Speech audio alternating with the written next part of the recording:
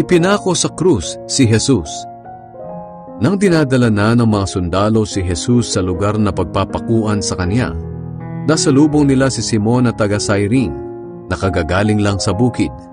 Dinakip nila ito at sapilitan nilang ipinapasan sa kanya ang krus, kasunod ni Jesus.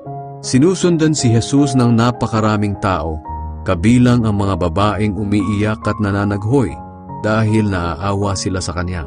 Pero lumingon sa kanila si Jesus at sinabi, "Kayong mga kababaihan ng Jerusalem, huwag ninyo akong iyakan.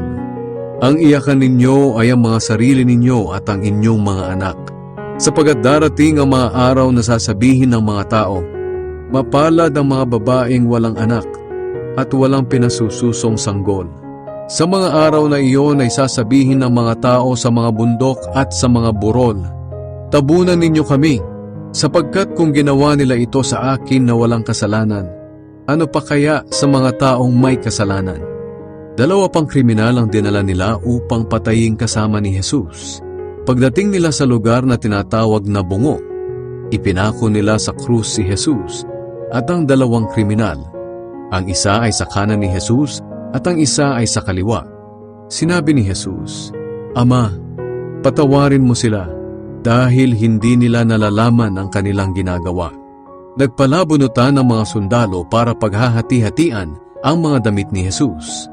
Habang nakatayo ang mga tao roon at nanonood, iniinsulto ng mga tagapamahala ng bayan si Jesus. Sinabi nila, "Iniligtas niya ang iba.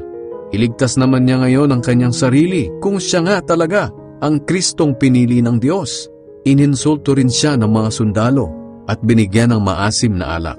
At sinabi pa nila sa kanya, "Kung ikaw nga ang hari ng mga Hudyo, iligtas mo ang iyong sarili."